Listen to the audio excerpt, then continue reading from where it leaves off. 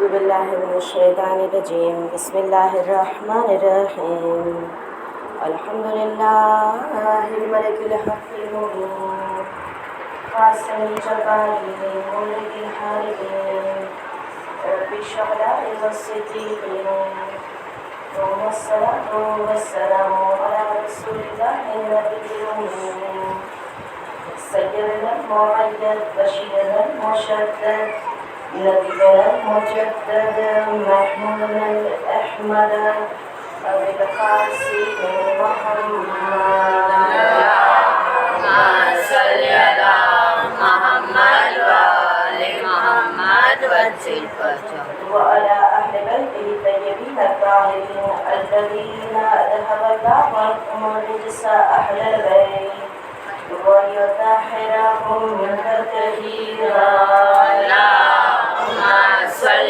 على محمد وآل محمد وسلم سيدنا بقية الله ابتلاء ربهم لعن الله على أعدائه مجمعين بسم الله الرحمن الرحيم اللهم صل وسلم وزد وبارك على صاحب دعوة النبوية والصلاة الحيدرية والعصمة الفاطمية والحلم الحسنية والشجاعة الحسينية والعبادة السجادية والمعاصي الباقرية والآثار الجعفرية والعلوم الكاظمية والحجج الرغبية والجود الآخوية والنقاوة الناقوية والحيبة الأسكرية القائم بلا حال اللهم صل على محمد وآل محمد وسلم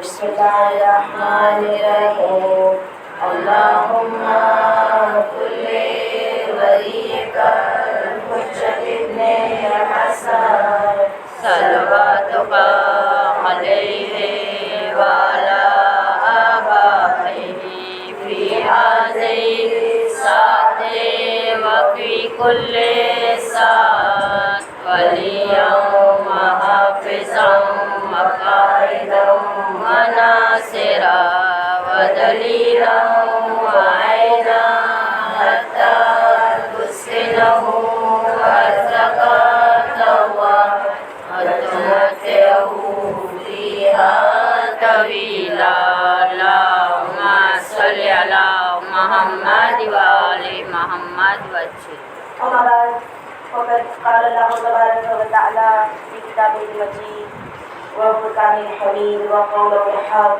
بسم الله الرحمن الرحيم قل إن كنتم تحبون الله فاتبعوني يحببكم الله ويغفر لكم ذنوبكم والله غفور رحيم فقد قال قل لا أسألكم عليه أجرا إلا المودة في القربى حاضرین مجلس السلام علیکم ورحمۃ اللہ وبرکاتہ. وعلیکم السلام ورحمۃ اللہ وبرکاتہ.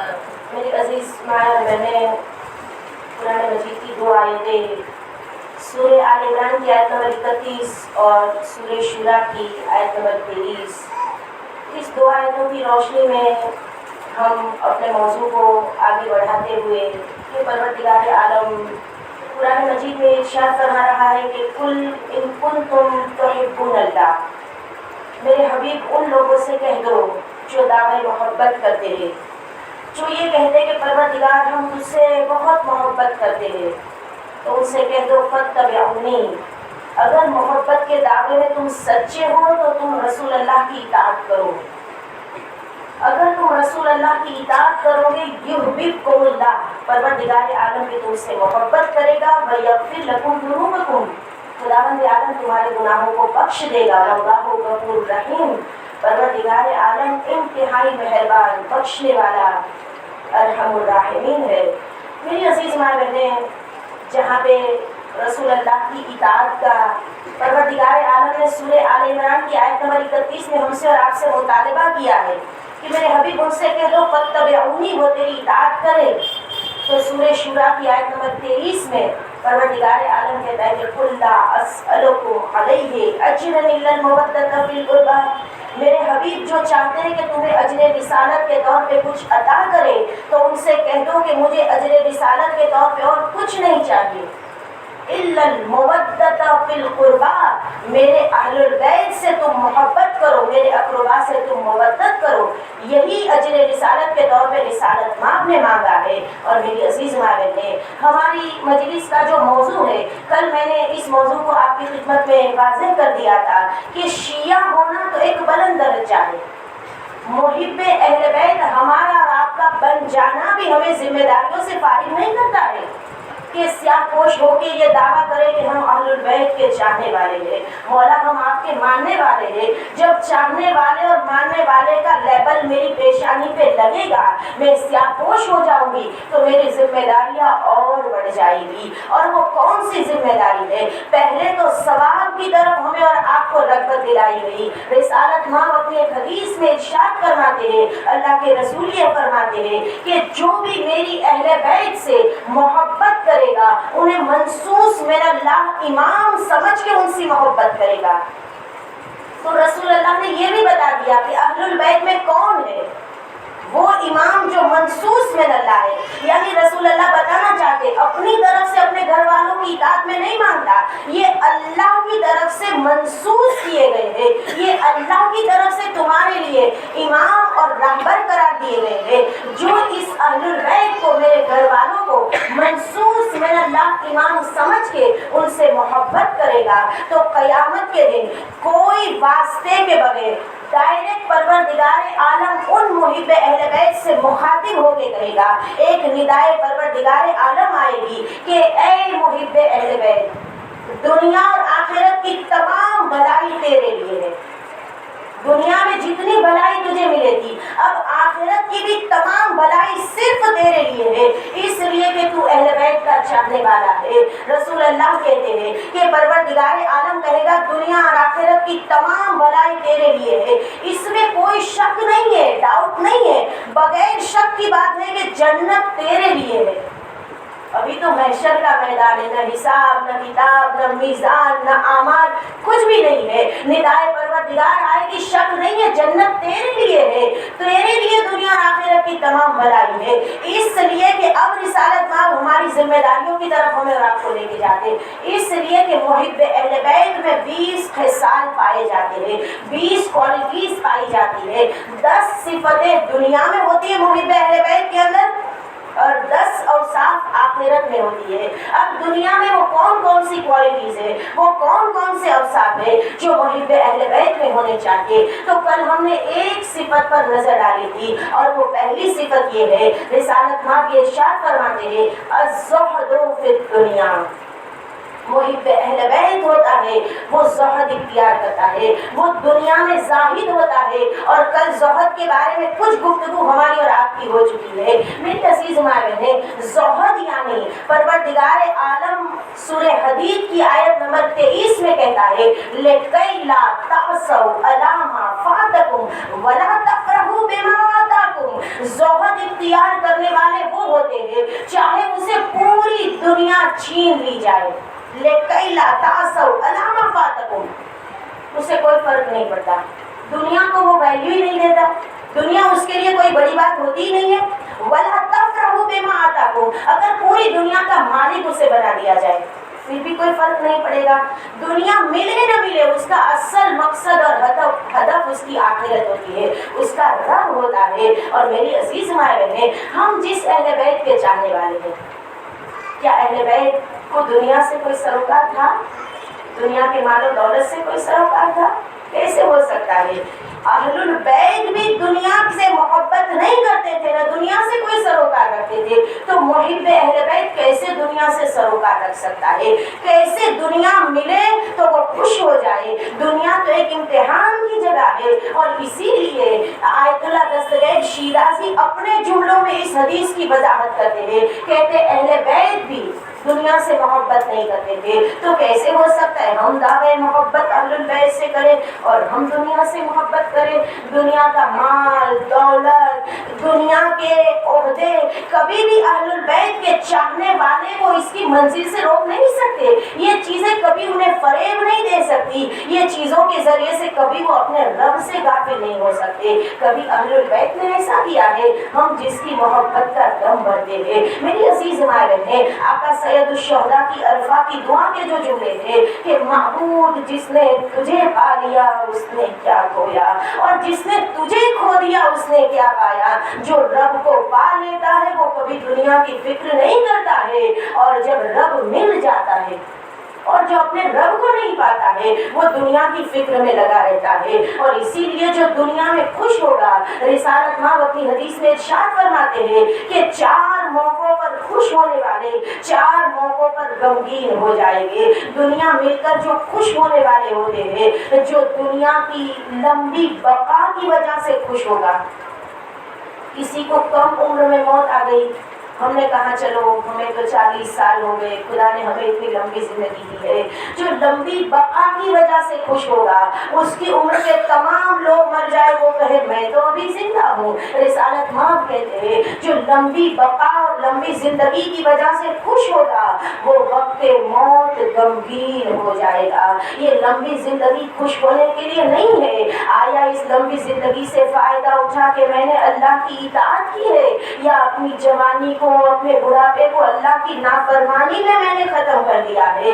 پھر اللہ کے رسول کہتے ہیں دوسرا جملہ، رسالت ماں کہتے ہیں کہ جو گھر کی کشادگی کی وجہ سے خوش ہوگا، بہت بڑے گھر کو دیکھ کے خوش ہوگا۔ یہ بہت بڑا گھر ہونا خوشی کا مقام نہیں ہے، بہت بڑا گھر کیا میں نے اللہ کی اطاعت کے لیے خرچ کیا ہے۔ بہت بڑے گھر کی کشادگی کی وجہ سے جو خوش ہوگا وہ قبر کی تنگی کی وجہ سے غمگین ہو جائے گا۔ تیسرا جملہ رسالت ماں کا، جو حرام مال کھاتے وقت خوش ہوگا، رزق کا ذریعہ حلال ہے یا حرام کچھ بھی نہیں دیکھا، بس مجھے فیسلٹیز اور سہولتیں چاہیے۔ جو حرام کھاتے وقت خوش ہوگا وہ حساب کے وقت غمگین ہو جائے گا، اس لیے کہ ایک ایک درہم کا ایک ایک چیز کا انسان کو اللہ کی بارگاہ میں جواب دینا ہے۔ چوتھا جملہ رسالت ماں کا، جو نافرمانی کرتے وقت خوش ہوگا، عمل کرے تو یہ نہ دیکھے کہ کیا اس سے میرا خدا راضی ہے یا نہیں ہے، جو نافرمانی کرتے وقت خوش ہوگا وہ عذاب کے موقع پر غمگین ہو جائے گا۔ میری عزیز مائیں بہنیں، اصل زہد اختیار کرنے والے بندے کون سے ہیں؟ عزیزوں آج مجھے دوسری کوالٹی کی طرف جانا ہے، دوسری صفت کی طرف، لہٰذا بہت جلدی کل جو میں نے آپ سے وعدہ کیا تھا ایک زاہد انسان کا واقعہ، جب میں کتاب کھول کے بیٹھی ایسے بڑے بڑے واقعات، میں نے کہا وقت تو اتنا زیادہ نہیں ہوتا ہے، لہٰذا مختصر کر کے کوئی ایسی چھوٹی سی داستان جو ہمارے اور آپ کے لیے عبرت کا مقام بن جائے۔ امیر المومنین کا ایک حواری یعنی مولا کا پیروکار، مولا کا محب، مولا کا پیروکار اور مولا کا محب۔ مولا کے محب کا نام ہے عمرو ابن حامد الخزائی۔ عمرو ابن حامد الخزائی کون ہے؟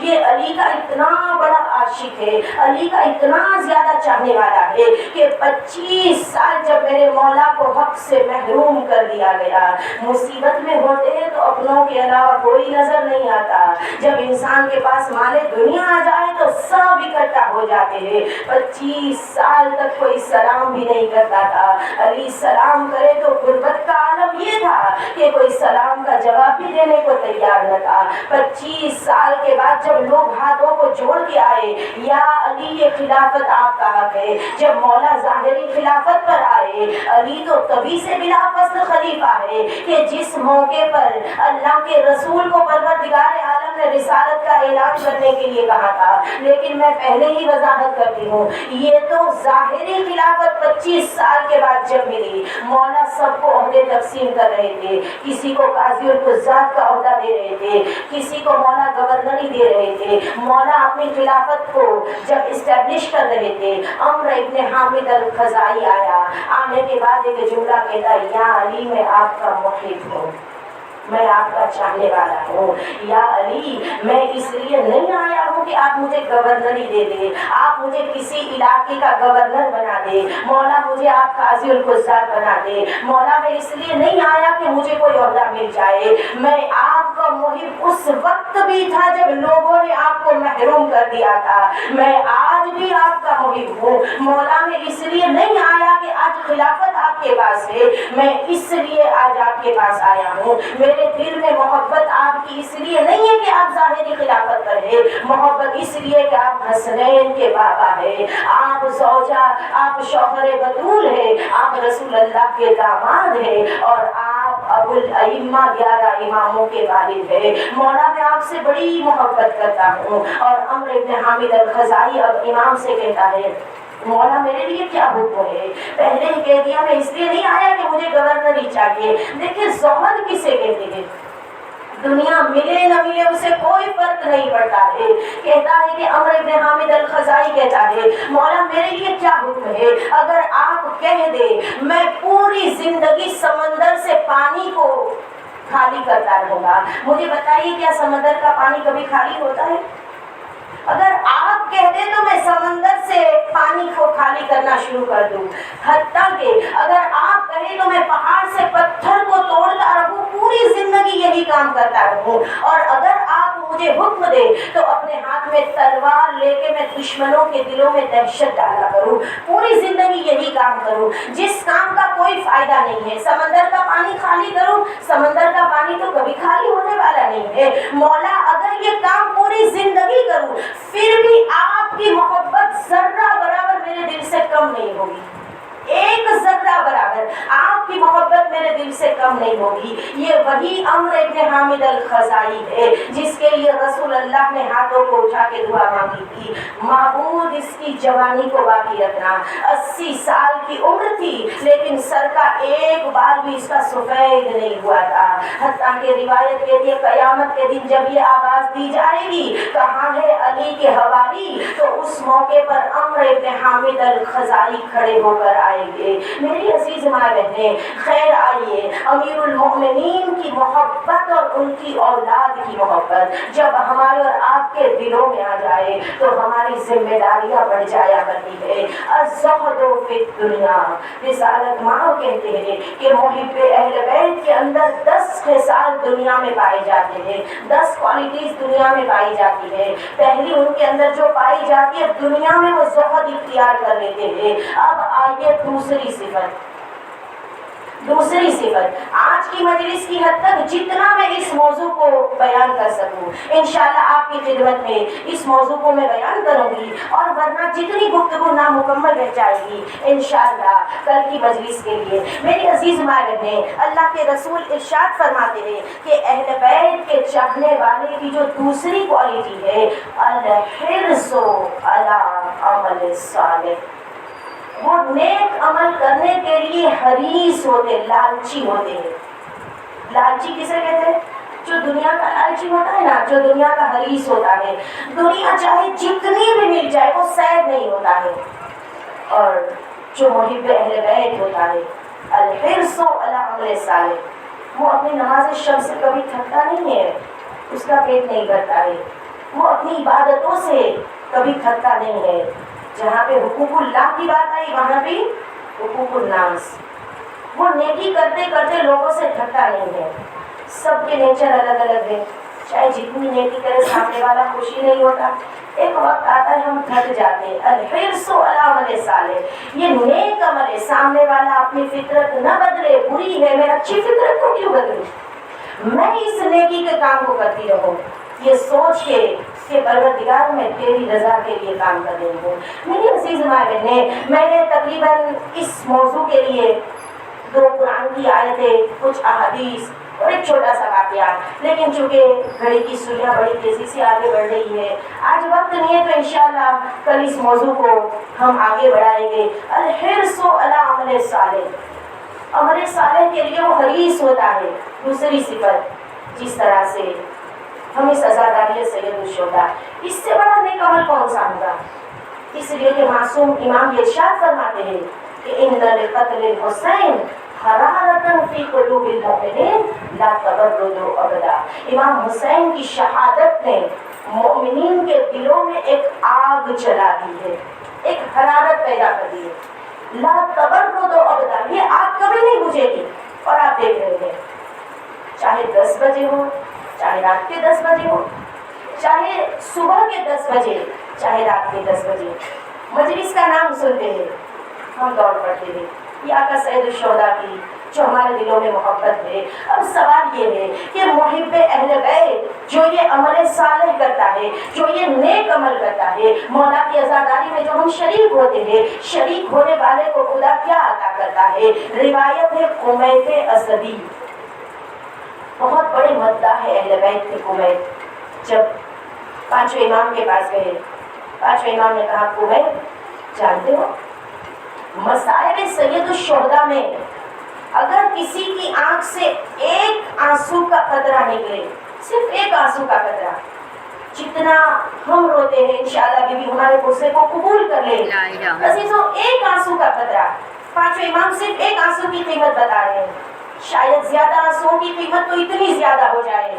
پانچویں امام کہتے ہیں تمہیں ایک آنسو کا قطرہ جب آنکھ سے نکل کے رخسار پر بہنے لگے، ایک قطرے کے بدلے خدا اس کے لیے جنت میں ایک محل بناتا ہے. ایک قطرے کے بدلے ایک محل. اے قمیت سنو، جب وہ قطرہ اس کی آنکھ سے گرتا ہے، پانچویں امام کہتے ہیں نہ صرف یہ کہ اس قطرے کے بدلے خدا اس کے لیے جنت میں اور بہشت میں ایک محل بناتا ہے، بلکہ یہ قطرہ جو ہے اس کے اور جہنم کے درمیان حائل ہو جاتا ہے، رکاوٹ بن جاتا ہے. یہ حسین کا وحی ہے، یہ مولا حسین کا چاہنے والا ہے. میری عزیز ماں بہنیں، ہم جو مولا حسین کی عزاداری کے لیے آئے ہیں، اپنی آنکھوں کو جو ہم نے تیار کیا ہے مصائب سید الشہداء میں رونے کے لیے، یہ ہم اپنی طرف سے نہیں آئے. اے آقا سید الشہداء، شاید جب ہم اس دنیا میں آئے تو ہمیں اس فرش کی کوئی معرفت نہیں تھی. اے آقا سید الشہداء، ہم اس فرش پہ آئے ہیں تو اس ماں کا احسان ہے جو بچپنے میں ہمیں انگلی پکڑ کے اس بزم میں لا کے بٹھاتی تھی. صرف بٹھاتی نہیں تھی، یہ رونے کا سلیقہ بھی ہمیں سکھاتی تھی کہ مصائب میں کبھی گھٹ گھٹ کے نہ رونا. اے آقا سید الشہداء، آج کی مجلس میں ہماری سب سے پہلی دعا یہ ہے کہ اس ماں کے برزخ کے سفر کو آسان کر دیا جائے، اس کی برزخ کی منزلیں آسان ہو جائے. میری عزیز ماں بہنیں، یہ ہماری ماؤں کا احسان ہے، ورنہ کہاں یہ پاک اور پاکیزہ در اور کہاں ہم جیسے گنہگار. رب ارحمہما کما ربیانی صغیرا. آئیے اپنے مرحوم والدین کو دعائے خیر کے ساتھ یاد کرتے ہوئے پروردگارا ہمارے مرحوم والدین کی مغفرت فرما، انہیں بی بی زہرا کے قرب میں جگہ عنایت فرما، اور جن کے والدین حیات ہیں معبود انہیں صحت کے ساتھ لمبی زندگی نصیب فرما. میری عزیز ماں بہنیں، کبھی یہ نہ سوچیں کہ ہم مولا حسین سے محبت کرتے ہیں، آقا ہم سے محبت نہیں کرتے. واللہ امام ہم سے اتنی محبت کرتے ہیں، محبتوں کا اندازہ ہم نہیں لگا سکتے. کیا امام نہیں جانتے ہم رات کے تھکے ہوئے ہیں، رات کو ہم سوئے نہیں ہیں، صبح کو جلدی اٹھ کے مجلس میں آ گئے ہیں. مولا کی عزاداری کے لیے جو ہم قدم اٹھاتے ہیں، جو ہم زحمتیں برداشت کرتے ہیں، آقا سید الشہداء اس تمام ہماری دلی کیفیت کو جانتے ہیں. کتنی محبت کرتے ہیں آقا سید الشہداء ہم سے. جب رہائی شام کے قید خانے سے ملی اور میرا چوتھا امام مدینے واپس آئے تو ایک چاہنے والا آ کے کہتا ہے مولا ہم تو آپ کے بابا کو بڑا چاہتے ہیں، جب پانی پیتے ہیں تو پہلے آپ کے بابا کی پیاس کو یاد کرتے ہیں. مولا کیا کبھی آپ کے بابا نے بھی ہمیں یاد کیا تھا؟ عزیزو، امام حسین کو یاد کرنا جب چوتھے امام نے سنا، امام کی رونے کی آواز بلند ہو گئی اور آواز بلند روتے ہوئے میرے چوتھے امام نے کہا شاید مولا کے کہنے کا مفہوم یہی تھا، میں لفظ بہ لفظ جملہ نہیں بتا رہی ہوں، شاید مفہوم یہی تھا تم پانی پی کے یاد کرتے ہو میرے بابا نے پیاس کے عالم میں تمہیں، تم گھر اور وطن میں رہ کے یاد کرتے ہو میرے بابا نے پردیس میں اور عالم غربت میں تمہیں یاد کیا. ہاں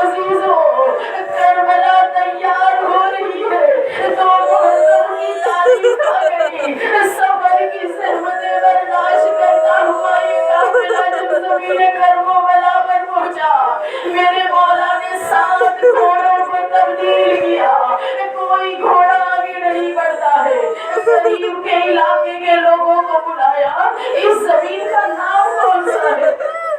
किसी ने कहा मौला इसे नैनवा कहते हैं। कहा कोई और नाम है? कहा मौला इसे गाजरिया कहते हैं। क्या कोई और नाम है? कहा मौला इसे शत्तुल फराद कहते हैं। इमाम ने कहा क्या कोई और नाम है? एक कबीले का बुजुर्ग कहता है मौला इसे करबला भी कहते हैं। करबला का नाम आया, इमाम घोड़े से जमीन में उतर आए, अब्बास कहने लगाए जाए मेरे वादे की जगह आ गई। बस अजीजों जो करबला जाके आए मौला बार बार ज़ियारत नसीब करे, जो अब तक नहीं गए मौला जल्द से जल्द उन्हें ज़ियारत नसीब करे। जैसे ही हजरत अब्बास खैमों को नस्ब करने लगे, आज तो खैमे नस्ब हो रहे हैं तो बहनों के सरों पर भाइयों के साए सलामत है। ज़ैनब नजर उठाए तो पर्दे का ज़ामिन अब्बास मौजूद है। बीवियों के सरों पर चादरें बांधी है, गोद में बच्चे मौजूद है। आज से 8 दिन के बाद जब खैमे जलाए जाएंगे न गोद में बच्चे होंगे न अब्बास होंगे, कोई भी मर्द सलामत और मौजूद न होगा अलावा मेरे चौथे इमाम के। बीवियों के सरों पे चादरें न होगी। एक खैमा चलेगा तो बीवियां दूसरे खैमे में आ जाएगी। रोने वाली माँ बहने मौला जैसे ही जमीन करबो बराबर खैमे लगाने का हुक्म दिया।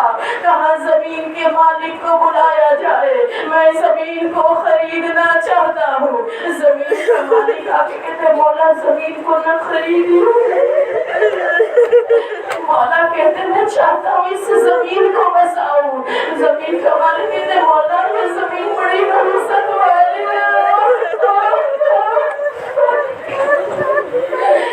जो भी नबी यहाँ से गुजरा इसने ज़हमतें उठाई, मौला इस जमीन को न खरीदिए। आदम का गुजर हुआ तो पैर में ठोकर लगी, चोट लगी और खून जारी हुआ। नूह का सफीना तूफानों में गिर गया, मौला सुलेमान के तख्त को लर्जिश हुई। मौला ये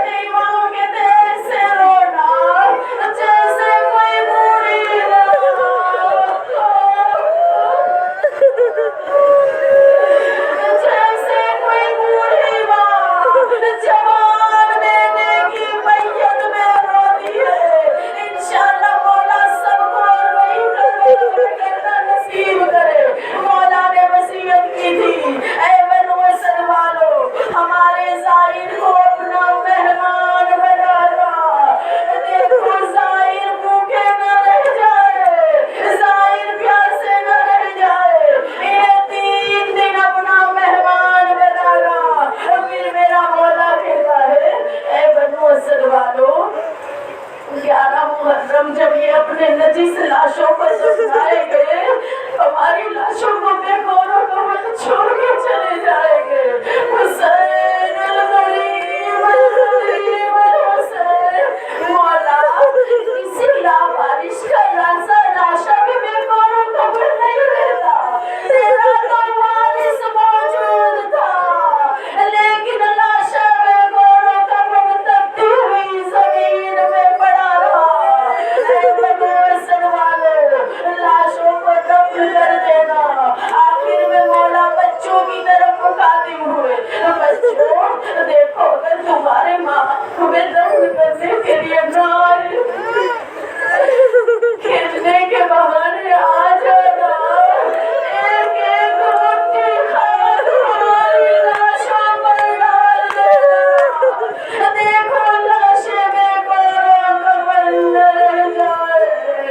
मौला इतनी फिक्र है लाशें बेगौरों का बन रह जाए, लेकिन हाय 3 दिन तक लाशा तपती हुई जमीन पर पड़ा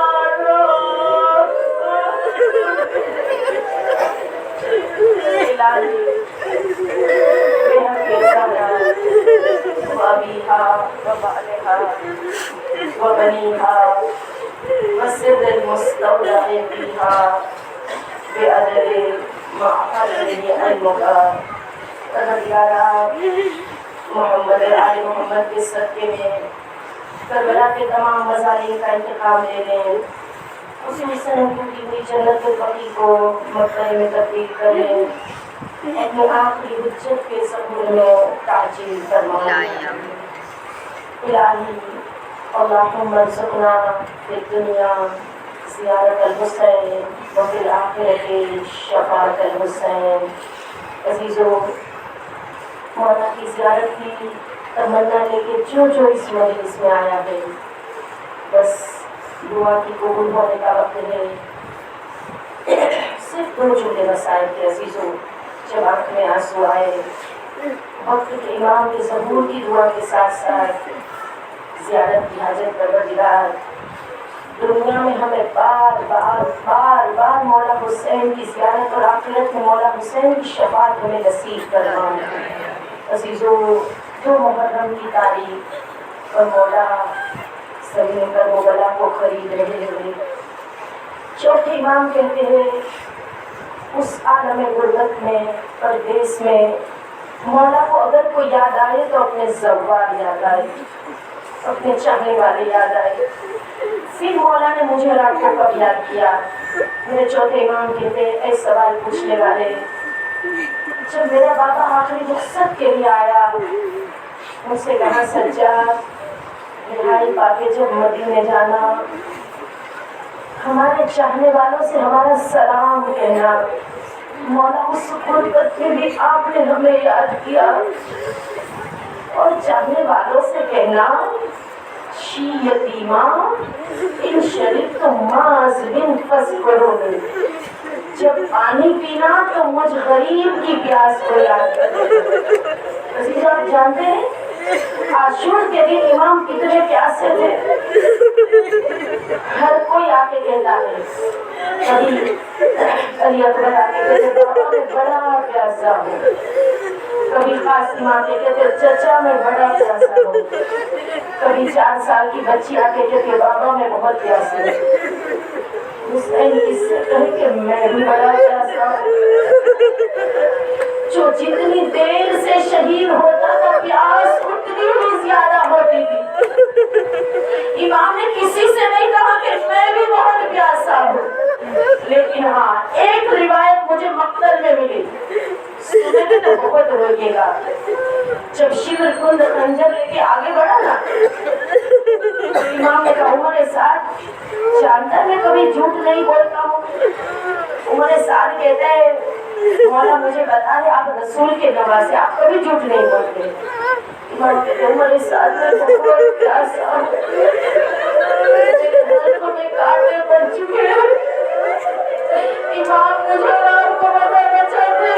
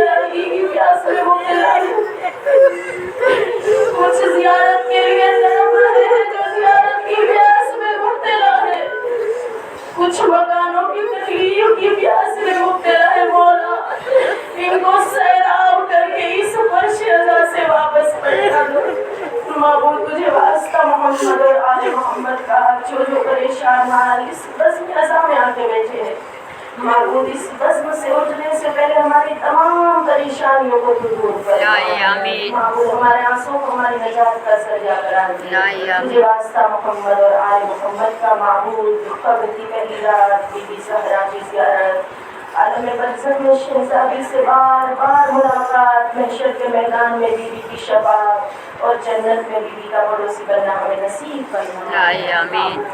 ہمارے مرحوم والدین کی مغفرت فرما ہمیں بی بی زہرا کا قرب نصیب فرما تجھے واسطہ محمد اور آل محمد کا معبود تمام مرحومین کی مغفرت فرما انہیں جوار معصومین میں جگہ عنایت فرما ربنا تقبل منا انک انت السمیع العلیم۔